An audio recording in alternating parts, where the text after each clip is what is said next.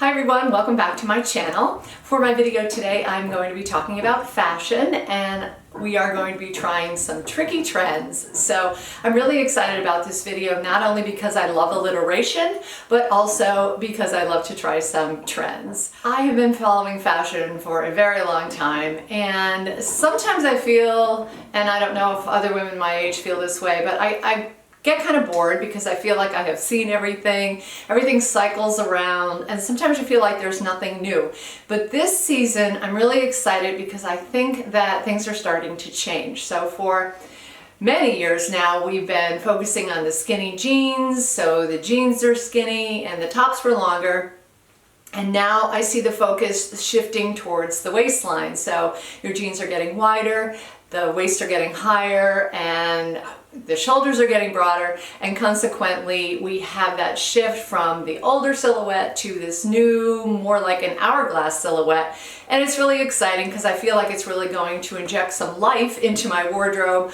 I have to be honest, I've been feeling like my closet was just full of the same old thing for years and years. So I'm excited for these trends, but at the same time, I know that trends can be really tricky, and especially if you're someone of my age who is in my late 50s, trends can be difficult. So I'm here to show you 5 that I have taken note of, and I'm going to walk you through them and give you some ideas about how to style them and, whether or not they really are going to work for you or for me. So let's get started.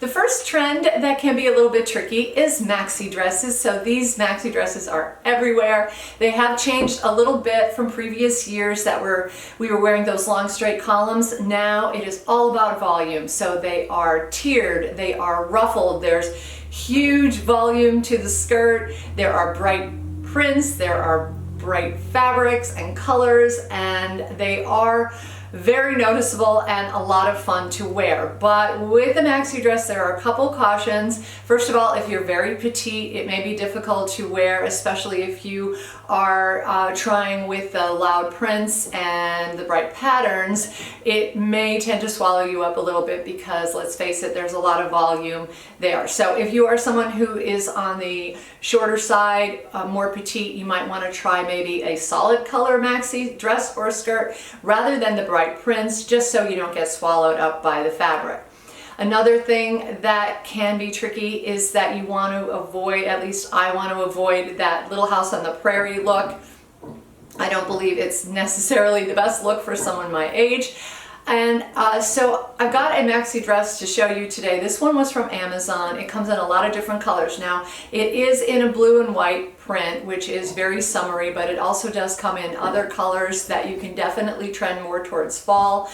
And if you are experiencing one of those days where it is a little bit cooler, you can absolutely put on a crop cardigan and some tights or some boots. I think these are the kinds of dresses and pieces that can really transition well.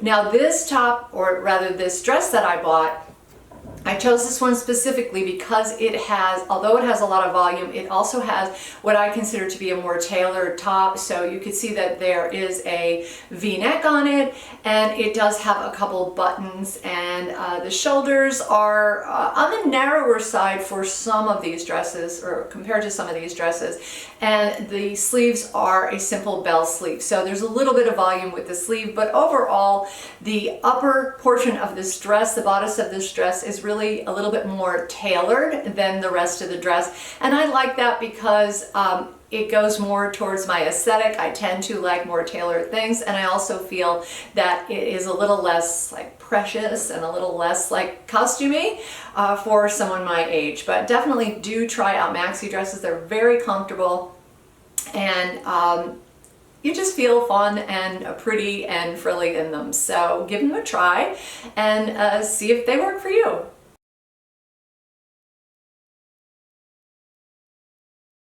Next up is the padded shoulder. Now don't get too alarmed. Yes, we saw these in the 80s, but there really is a distinct difference between the ones that we were wearing in the 80s, which were very, very big and broad, and a lot of times the shoulder pad would actually extend down over your arm too, to broaden your shoulders even more. So I have found a couple pieces this season that are sporting padded shoulders, but I feel like the shoulders are just a little bit of a nod to a broader shoulder rather than that full-on almost linebacker look that we had back in the 80s. So my first piece I've already shown you before. This is my Saint-Gossett blazer, the Chloe blazer, and you can see this piece here has these shoulder pads inside, but the shoulder pad is not especially overpowering, and I feel it just creates a really nice sharp shoulder.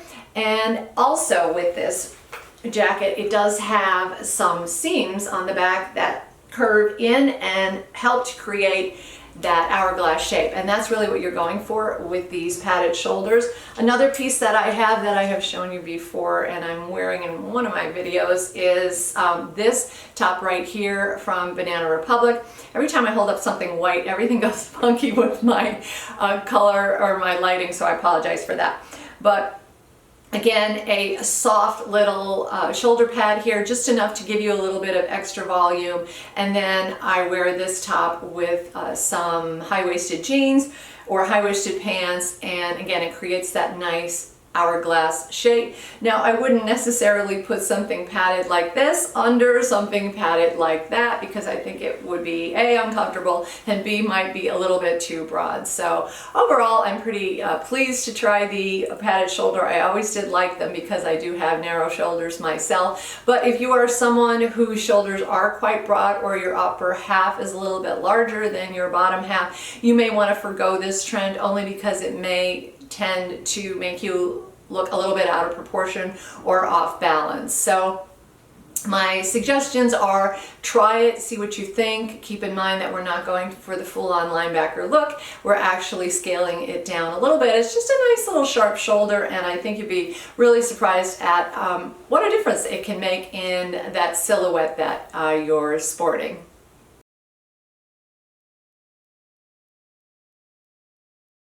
The next tricky trend is pleated pants, and I can hear the groaning from here. Guys, don't be afraid of pleated pants. Yes, I know that many of us in our 50s are not really crazy about our middle area or our stomach area. That tends to be a problem area for a lot of women, and not just women of my age. But pleated pants can be very comfortable and can be very flattering if you get the right ones. So I have a pair here, and I'll show you a mod shop.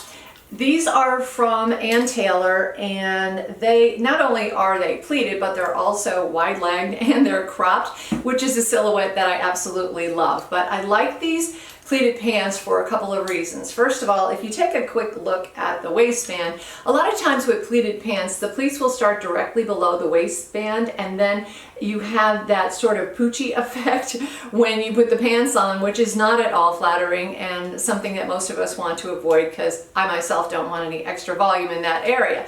But if you look closely, you can see that the pleats on these pants actually start down about I would say 1.5 inches before they actually open up, which means that when you wear these pants from the side view, the volume is actually a little bit lower than your belly, which actually is quite flattering. So it creates sort of a flatter stomach, and then it disguises anything else beneath that. Another great thing about pleated pants is that they're loose, they give you a lot of room, they are very comfortable, and the pockets are super functional. So for years we've been wearing skinny pants, and honestly there's no point in even putting pockets in skinny pants because you can't put anything in the pocket anyway. But these are great because you can actually put your hand in there and actually carry things in your pocket. Imagine that.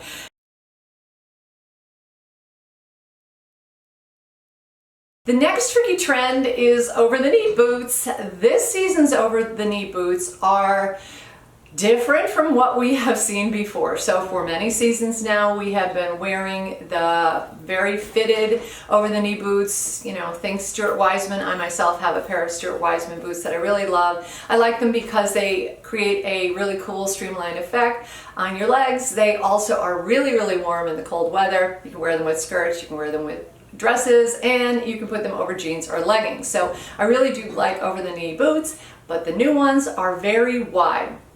They're also extremely high. They go all the way up to the top of the thigh. And rather than being form-fitting to your thigh and your knee and your calf, they're really sort of straight. So there's a lot of volume there. It's a real statement piece. So think Julia Roberts in that promo for Pretty Woman. That's the kind of boots that these are.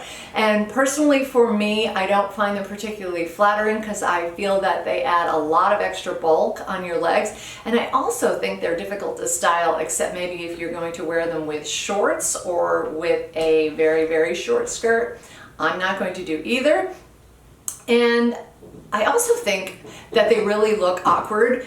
So it's, you know, models are in general pretty graceful and elegant, but I have to say that these boots to me don't read elegant. It's really difficult to look graceful in something that's so clunky and so oversized. So personally for me, I am going to skip those kinds of over-the-knee boots, and I'm going to stick to the ones that I already know and love. So you can make your own decisions about that one, but for me this is definitely a pass when it comes to the thicker, newer version of the over-the-knee boots.